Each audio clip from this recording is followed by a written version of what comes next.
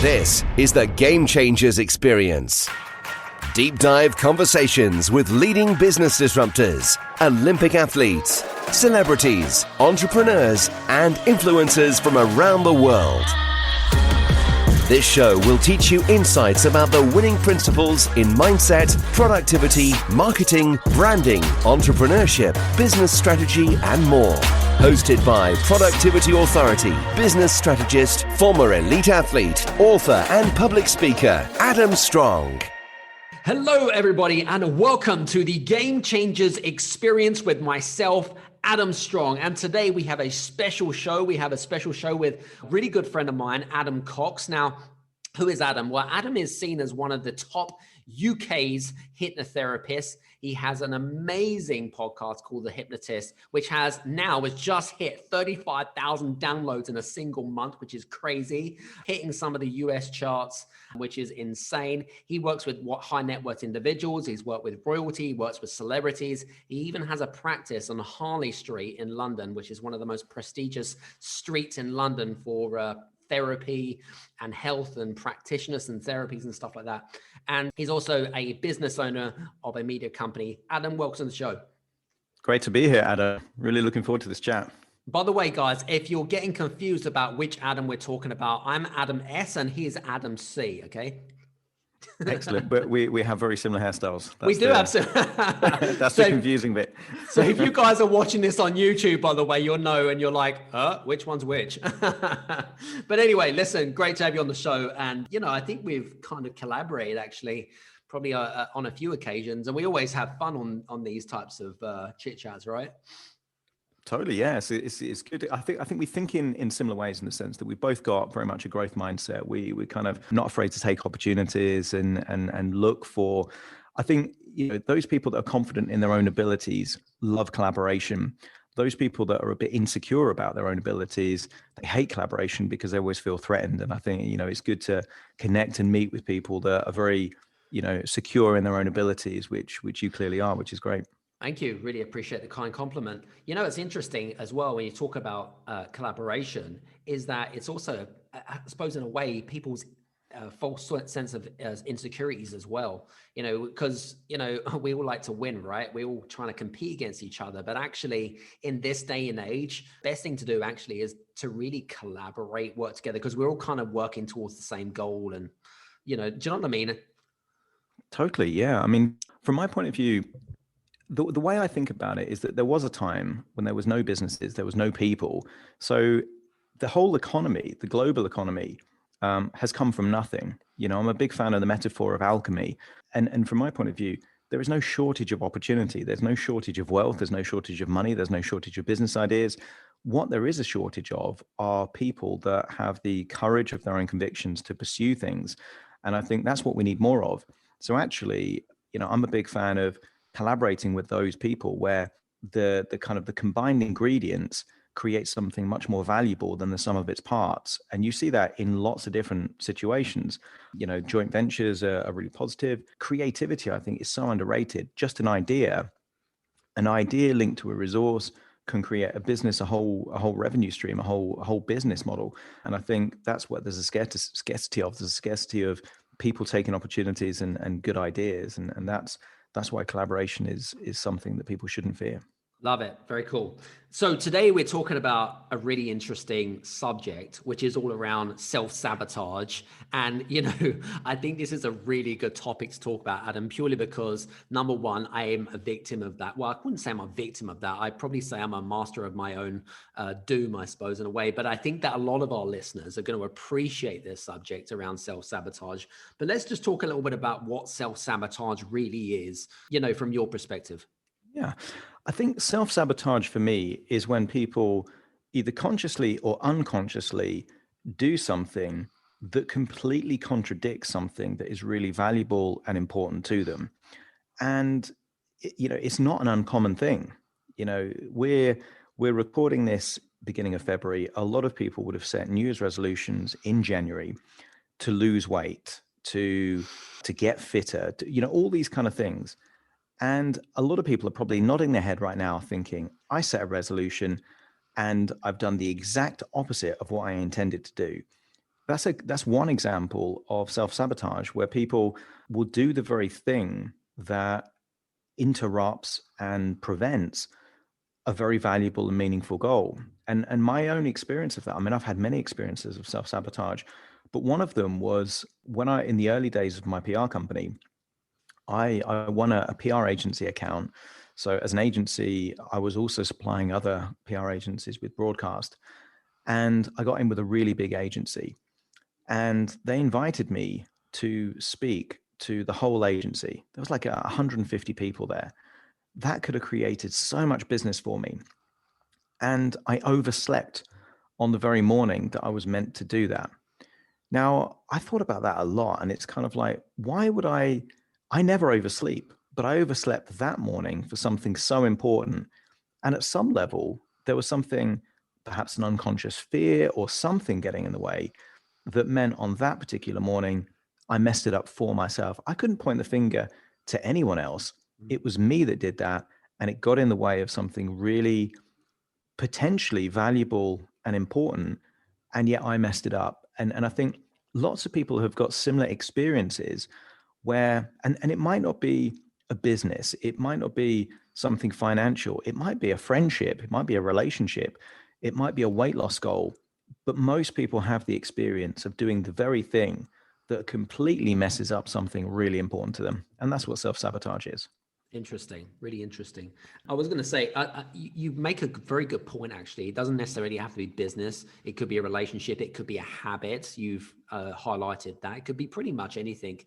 But are there actually different types of self-sabotage? I mean, you've highlighted a couple, but could we kind of talk about those different types? Because I'm not familiar about if we classify certain different types of self-sabotage. I guess there must be different ones from your perspective. What's your thoughts on this? I think there's different causes, definitely. You know, as a clinical hypnotherapist, my job is to figure out what people do at an unconscious level that are getting in the way of them living the quality of life that they want to live. So half of my role isn't a hypnotherapist, it's a detective. I've got to figure out what's the key bit that's getting in the way. And from my perspective, there's a few suspects if we're using this detective analogy. One of them are fears. Now, we will do more to avoid fears than we will to pursue, let's say, our goals and our ambitions and our desires. And that's part of our neurology. You know, our brain, our neurology has evolved not for happiness, not for achievement, but for survival. So we will do so much more to avoid threats and danger. In modern times, those dangers aren't predators like a saber-toothed tiger, you know, or some kind of animal or the weather that's going to kill us. It tends to be us evaluating certain things like the disapproval of other people or a failed venture that could mean embarrassment, humiliation, whatever it might be.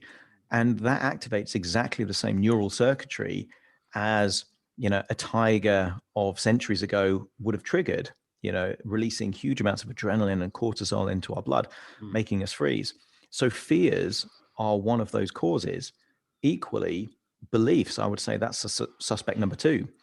If you believe something, then at some level, how we keep beliefs is that at some level we manifest the behaviors through something called the self-fulfilling prophecy. Now, most people have heard of the idea of a self-fulfilling prophecy, but in broad terms, this term was discovered, I think, in the 1950s, where teachers were told that the classroom of children had been evaluated based on intelligence, and they divided half of them up, and they told all the teachers in this school that half of the students were bright and very able, and half of them were not bright and would struggle to learn.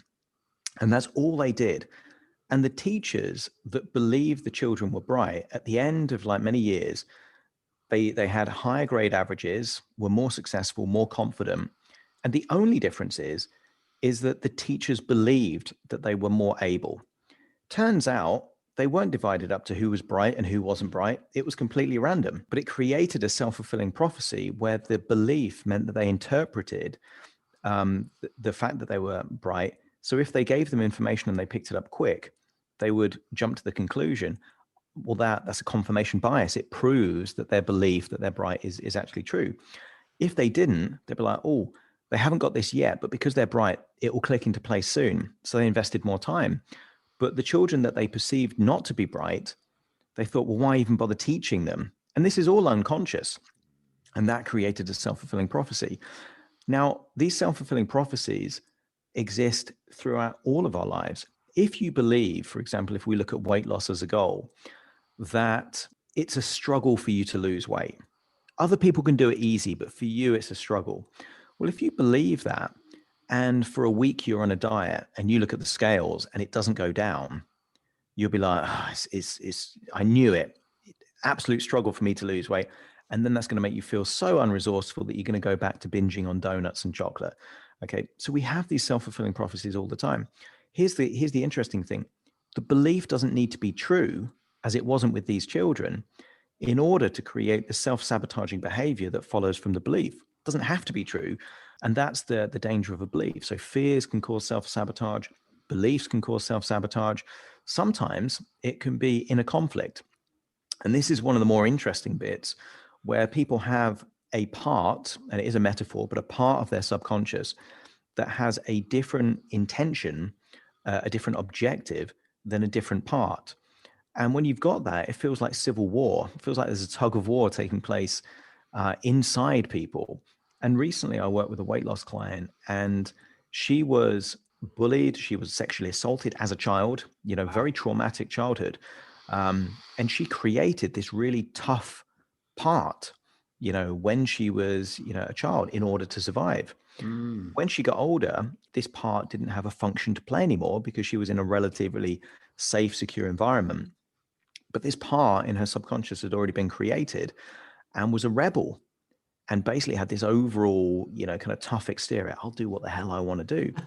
So when she's like, well, I want to lose weight, this rebellious part is like, I'll eat whatever the hell I want. So she had this inner conflict. So there's many, many causes of self-sabotage.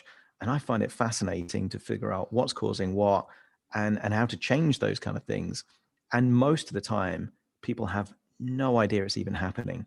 They just kind of look, oh, I've done it again, and they get frustrated with themselves. These are the clues. They get frustrated with themselves. They get annoyed with themselves, angry at themselves. They'll use inner dialogue to call themselves stupid or an idiot or whatever it might be. And yet a few months later, they'll repeat pretty much an identical pattern, like a soap opera storyline, just plays again.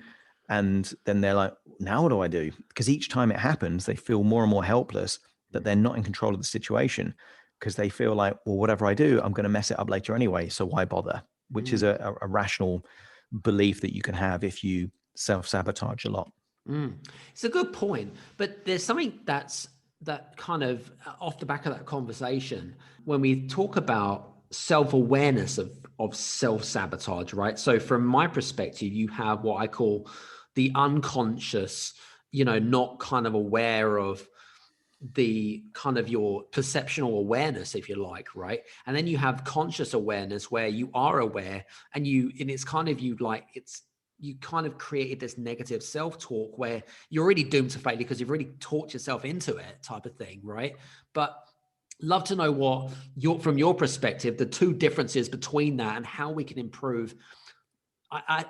My belief is that you need to improve both conscious and subconscious perceptual awareness in order to change self-sabotaging thoughts. What's your opinion on this one? Yeah, I mean, it's a valid point. The nature of anything being subconscious is that you can't ever be aware of it while it's taking place at the subconscious level. And the moment you become aware of it, by definition, you're conscious of it. Yeah. So, being aware of a subconscious behavior, you can analyze and you can figure it out in hindsight, like a detective finding clues. But if you're aware of it in the moment, by definition, it's not subconscious. You're conscious of it, and sometimes people have these glimpses, there's almost like this brief realization, oh, I'm doing that thing again. So you can have little windows of, capturing yourself in the moment, which is great because that can actually interrupt the whole pattern. And the metaphor that I use between the subconscious and the conscious is almost like autopilot on a plane and then manual control. And one of the best ways to break a pattern is that if you do become aware of something that you think, hold on, this isn't right, and then you take manual control, that can actually break the autopilot pattern so it doesn't quite fly in that direction again. But while it's subconscious, it's just autopilot taking you there. While it's conscious, I mean, a lot of people think, well, if it is conscious, why don't you just consciously do something else? Well, a lot of what we do as humans is at an unconscious level simply because it's more efficient for the brain to think that way. So you blink, and when you blink, you tend to do it unconsciously. That doesn't mean you can't consciously blink. We can all consciously blink. But if I said to you, right, next time you blink, I want you to blink 3 times in a row, like you're fluttering your eyelids. Well, you could do that. But if you try to do that every time, sooner or later, you're going to forget. And then you'll just go back to normal blinking. Sure. So it's easier said than done to kind of say, right, just take conscious control, because the human brain wants to be efficient. And by it doing things unconsciously, what it does is it frees up cognitive resources for you to pay attention of things that it can't possibly prepare for. So the goal isn't to do everything consciously. Mindfulness is a good phrase to kind of classify things that you are deliberately doing consciously. And there are certain things that you would want to do mindfully. Eating an expensive meal, you should never do that on autopilot. You know, if you've got tickets to a concert or a show, do you really want to be inside your own head thinking about your tax return while you're watching some amazing entertainment? There are certain things you want to be fully present, fully in the moment, fully mindful. But actually, things like walking, if you had to consciously walk, well, you're thinking of every place where your foot's going next, and it's kind of like, that's not very efficient. Breathing, blinking, you know, a lot of inner dialogue, you can do it consciously, but your brain likes to do it unconsciously. So given that your brain has this desire to be efficient, the goal isn't to be fully conscious all the time. It's to let autopilot do it. But when you figure out that autopilot is taking you to directions that you don't want to go, or is leading you to self-sabotage behavior or self-sabotage thoughts, because it's not just behavior that can be self-sabotaging, it can be thoughts as well, then the goal is to figure out what those are, figure out the reason behind it. So that's where you play detective, change not the symptom, but the cause, and then see if autopilot routes it into a different way so you can make the change and not have to kind of fight yourself. Because that's really where the struggle comes from in terms of this tug of war, or where people consciously are fighting with their unconscious. And just like blinking 3 times each time you blink, sooner or later, you're going to take your eye off the ball and the unconscious is going to win. So that's not a good strategy. So Agreed. Better to kind of work with your unconscious mind so that it moves in the direction that you want it to go to. Because if autopilot and conscious control have exactly the same destination in mind, it's not a problem then at that point to let autopilot take you to where you're going anyway. Interesting. You know, I remember actually many, many years ago, and this was kind of before I was kind of where I'm at right now. But what was really interesting is that I was self-sabotaging, and you've already mentioned that you've done this many times before as well. And a lot of our listeners, which are business owners and entrepreneurs alike, they self-sabotage, especially from financial success, right? And they're unconsciously aware of it. And what I was doing is, I suppose I was creating these habits as such, or these routines, or these patterns of doing something, right? A task or an activity or whatever it might be, okay? But they were the wrong things that I should be doing in order to hit my goals, right? How common is this for a lot of entrepreneurs and business owners? And how important is it to consciously be aware of these patterns, and what do we do to change them? It's a weird thing because sometimes there is a positive intent behind it. Sometimes it is, a lot of entrepreneurs, myself included, can relate to the experience that you've got a really stressful situation going on, and you decide that's the point that you're going to sort out your desk and sort out your filing cabinet. Now, there is an element of usefulness to that, because actually what you're doing is displacement behavior. And by organizing an unrelated part, it's then almost like spring cleaning your mind, almost like the metaphorical equivalent of defragging your hard drive, so that when you then think back to it, you've closed a lot of those psychological loops, and then you've got more resources to do it. The same logic of if you've got 100 applications, open on your tablet or your phone, by just closing down all the the kind of applications you don't need, suddenly you've got more processing power for what you do need. So there is an element usefulness to it, but so many people, I mean, the same people that were waiting till an hour or two before deadline to hand in assignments at university are the same people that do their tax return like the day before it's due. And it's not because that's useful behavior. It's because there is an uncomfortable emotion linked to that. And therefore, they just deliberately procrastinate. They put it down the to-do list and focus on other things, mainly because it's undesirable. It's not useful. The problem is, if that thing not only is delayed, but never gets done, and then suddenly you've got bigger consequences like fines and then an audit and then all this kind of stuff. Well, actually, at that point, it really is self-sabotage behavior. And it, like I say, it comes from many, many different places. A lot of entrepreneurs will do what they feel comfortable doing, not what needs to be done. And I think most entrepreneurs have read the book, 7 Habits of Highly Effective People by Stephen Covey. Yep. And they get the principle of you've got to prioritize what's important rather than what's urgent. And how many entrepreneurs actually do that? How many of them use the time management matrix to figure out, okay, do what's important and urgent first, then what's important, then what's urgent, but not important, and finally, what's not important at all? Very few people do that. And I think part of it is like anything neurological. You've got to get into habits and you've got to acquire those habits over time. And what will happen is the brain will do what it feels comfortable doing rather than what needs to be done. Okay. So if you are really, really good at, I don't know, admin, I'm not, but if you're really good at admin and you've got sales to make, you're going to prioritize the admin. Equally, if you're great at selling and you take pride in that, and admin you hate, you're gonna prioritize the sales because that makes you feel good. So sometimes it's not necessarily self-sabotage, but just people, in the same way that someone that goes to the gym a lot, quite often they're going to do the exercise that they're good at because it's boosting their ego, not the thing that they need to work on to give balance or proportion in their life or their strength. And you see these kind of echoes in business, in relationships, in sport. I mean, human nature, though, isn't it? Really, it's human nature, yeah. isn't it? I mean, you're always going to shy away from things that make you uncomfortable. You're always going to shy away from things that you're not particularly good at, or maybe you judge yourself as not being too good at something. It's human nature, as you said. I think the interesting thing is that the high profile examples of self-sabotage are when high profile people do it, so quite often you'll see celebrities.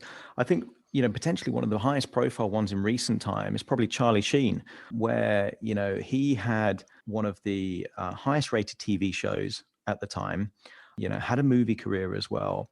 And then suddenly got into a string of behavior that just looked like complete self-sabotage, and to the outside in, they're like, why would anyone in such a privileged, fortunate position do that?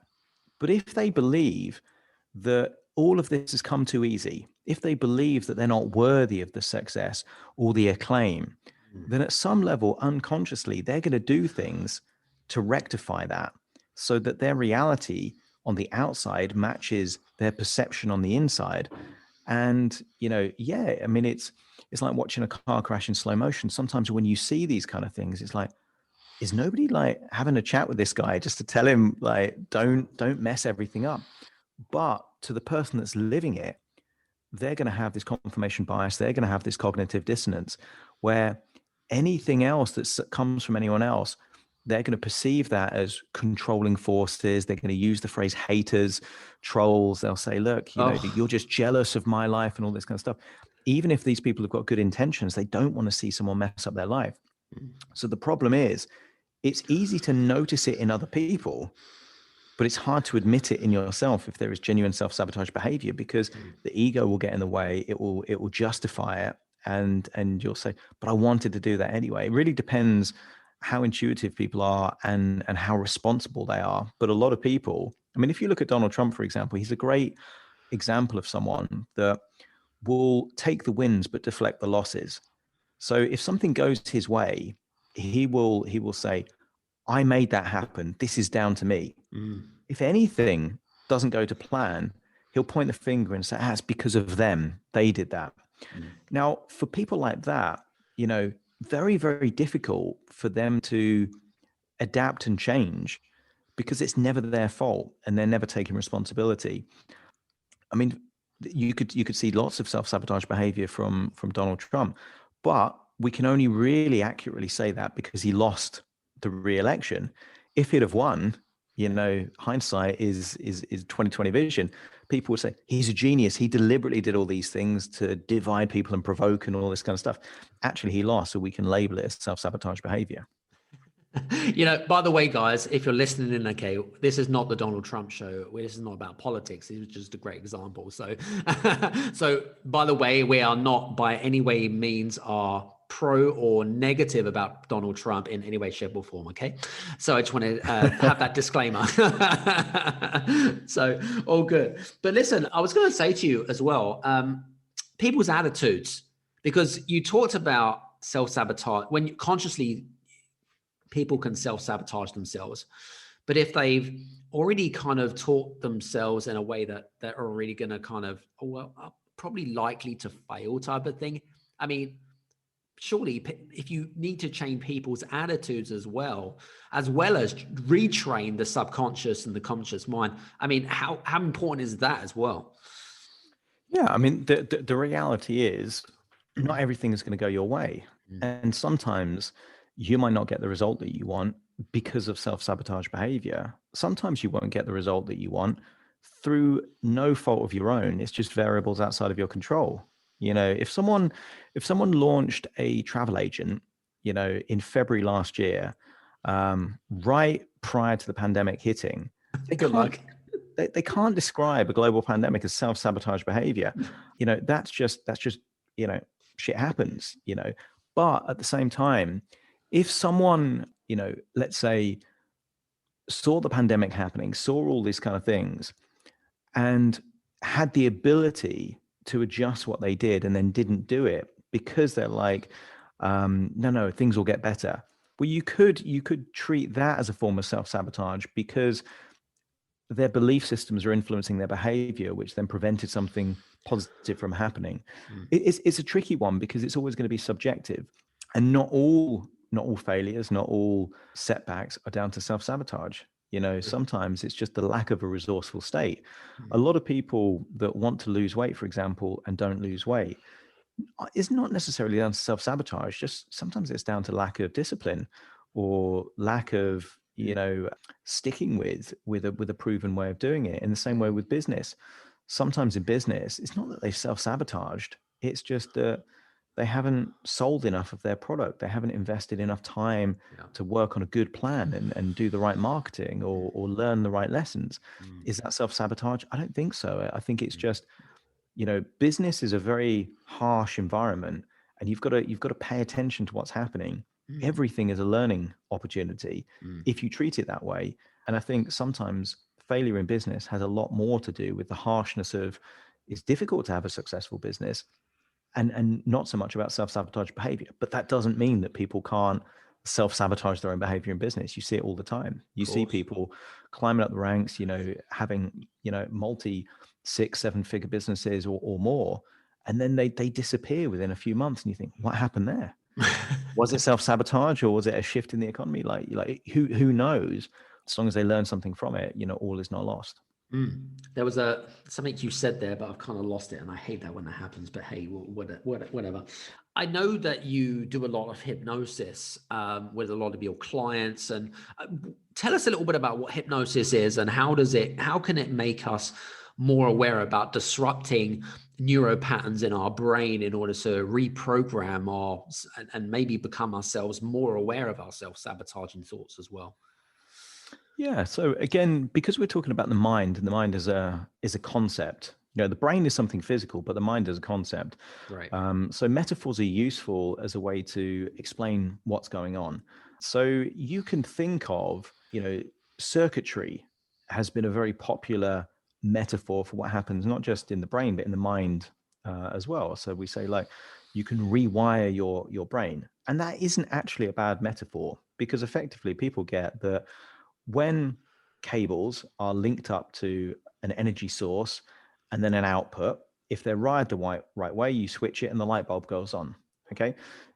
In many cases, unconscious behavior is like that. We can do it on autopilot. The neural pathways follow a particular pathway. So if I'm near you and I throw a ball, you've got the neural circuitry to catch that ball completely unconsciously without thinking it. And that's a useful thing to have. Okay. But occasionally we've got the neural pathways in there that aren't useful. Okay. So if people have a part of them that just have connected sweet foods, sugary foods, chocolate, donuts, biscuits, or high carbohydrate food like, crisps and chips and things like that, with comfort, with love, with connection, then they may genuinely want to lose weight, but a part of them is feeling sad and they think, oh, that's going to cheer me up.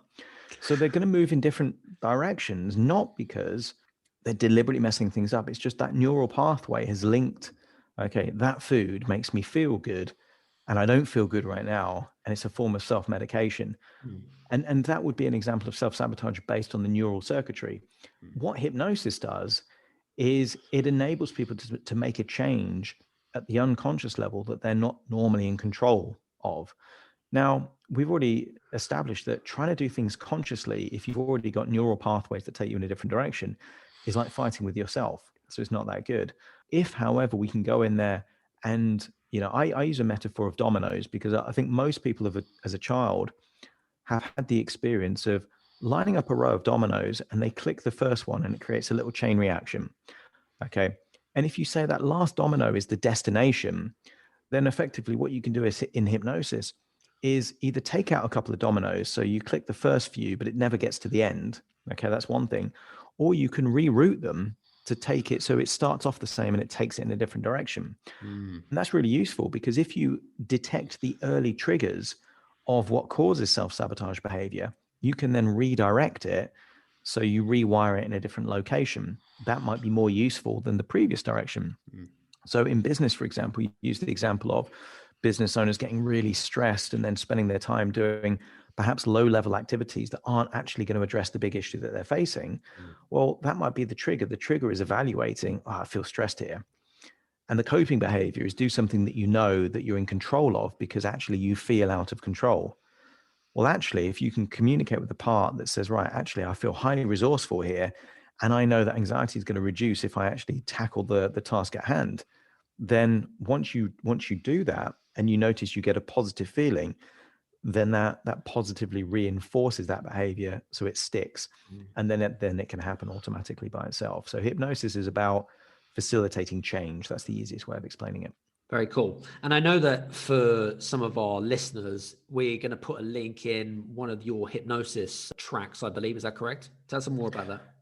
Yeah. So one of the things that I love doing is creating hypnosis tracks, either with real clients or just, innovative tracks that help people deal with certain things. And I've done several hypnosis sessions specifically dealing with the element of self-sabotage.